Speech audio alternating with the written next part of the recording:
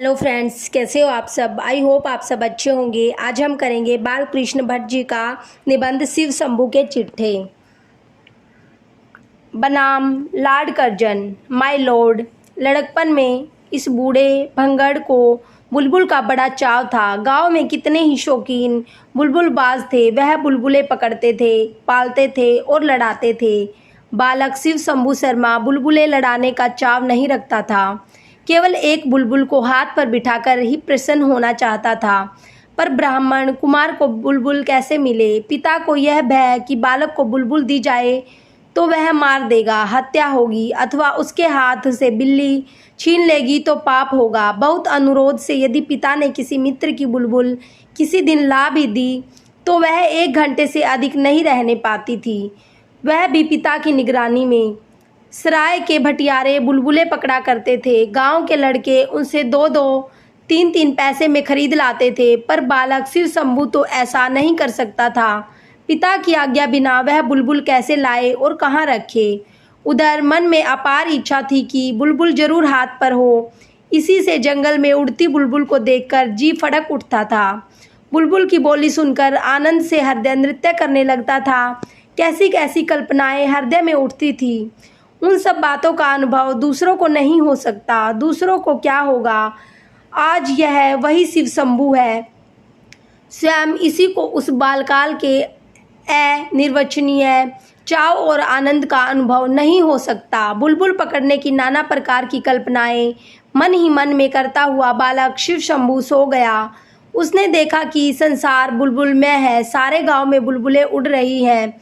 अपने घर के सामने खेलने का जो मैदान है उसमें सैकड़ों बुलबुल उड़ती फिरती है।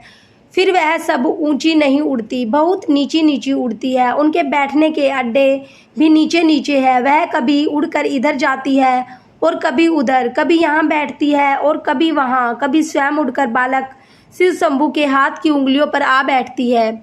शिव शंभू आनंद में मस्त होकर इधर उधर दौड़ रहा है। उसके 2-3 साथी भी उसी प्रकार बुलबुलें पकड़ते और छोड़ते इधर उधर कूदते फिरते हैं। आज शिव शंभू की मनोवांछा पूर्ण हुई। आज से उसे बुलबुलों की कमी नहीं है।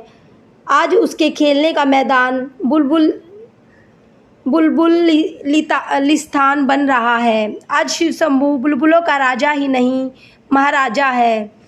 आनंद का सिलसिला यही नहीं टूट गया। शिव शंभू ने देखा कि सामने एक सुंदर बाग है। वहीं से सब बुलबुलें उड़कर आती है। बालक कूदता हुआ दौड़कर उसमें पहुंचा। देखा सोने के पेड़ पत्ते और सोने ही के नाना रंग के फूल हैं। उन पर सोने की बुलबुलें बैठी गाती है और उड़ती फिरती है।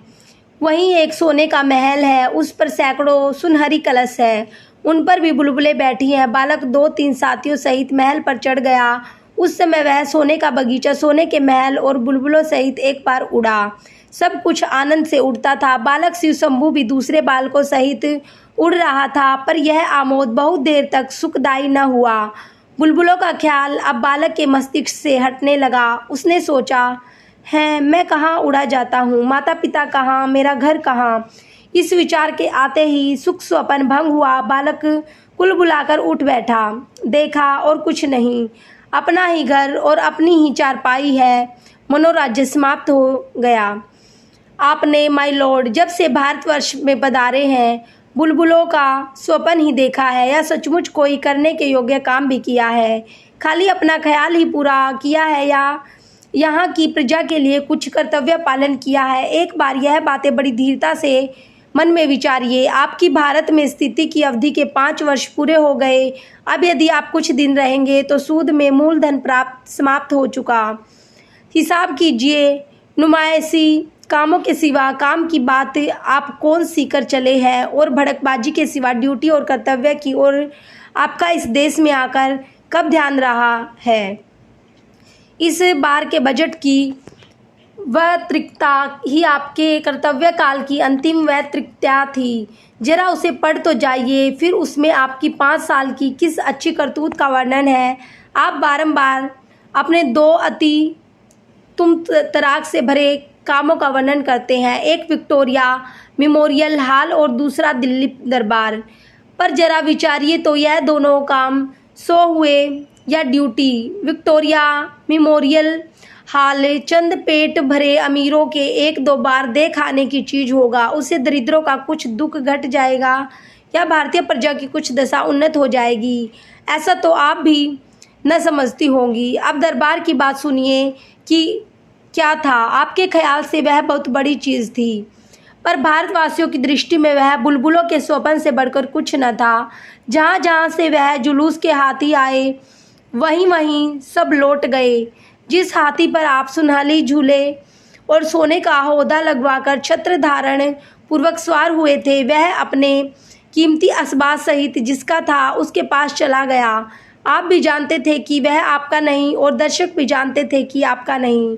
दरबार में जिस सुनहरी सिंहासन पर विराजमान होकर आपने भारत के सब राजा महाराजाओं की सलामी ली थी, वह भी वहीं तक था और आप स्वयं भली भांति जानती हैं कि वह आपका न था। वह भी जहाँ से आया था वहीं चला गया। यह सब चीज़ें खाली नुमाइशी थी, भारत में वह पहले से मौजूद थी।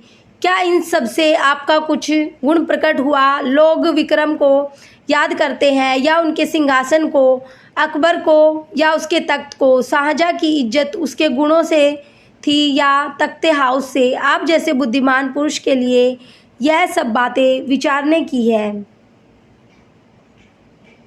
चीज वह बनना चाहिए जिसका कुछ देर कायम हो। माता पिता की याद आते ही बालक शिव शंभू का सुख स्वप्न भंग हो गया। दरबार समाप्त होते ही वह दरबार भवन व एम्फी थिएटर तोड़कर रख देने की वस्तु हो गया। उधर बनाना इधर उखाड़ना पड़ा। नुमाइशी चीज़ों का यही परिणाम है।